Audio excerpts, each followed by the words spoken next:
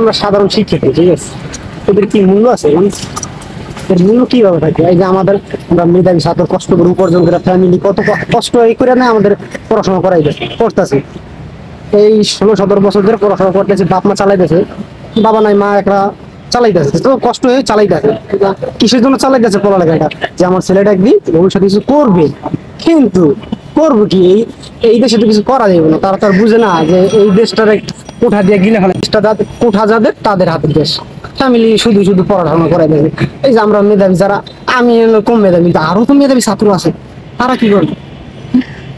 তারা ওই পাঁচ আটবে, পাঁচ আটলে চাকরি হবে, নাইলে হইবে না। এটা হলো ওই কুলাঙ্গার জাতির, বুঝেনি তো? কুলাঙ্গার জাতি কি আর কমে।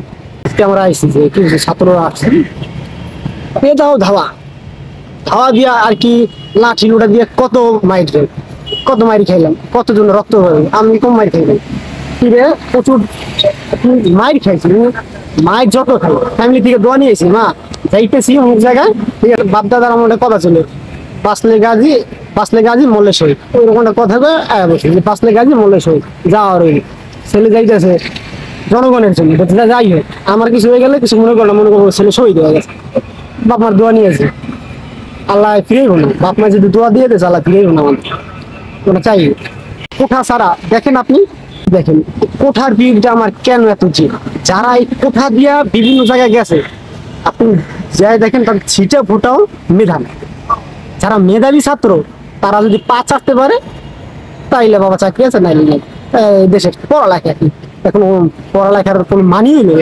কিসের পড়ালেখা?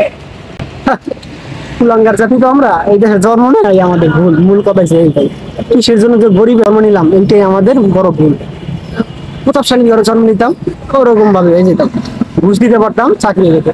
আমাদের তো বাপ নাই, মা আছে, দিন আনে একটা বাইক, কিভাবে আয় করে আমাদের লাখ লাখ টাকা ঘুষ দিয়ে সরকারি চাকরি করে কি সম্ভব?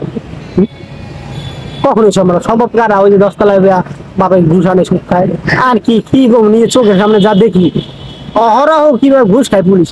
আল্লাহ, রিক্সাওয়ালা, অন্তত রিক্সাওয়ালাও অটো রিক্সা দাঁড়া করে জিজ্ঞেস করেন, অটো রিক্সা যদি বলেছিল রং রোডে ঢুকে যায় 500 টাকা দিয়ে, তারপর গাড়ি যায়। এই লালবাগ দেখবেন, আমার চোখের সামনে লালবাগ দেখবেন, লালবাগ অহরহ হয়।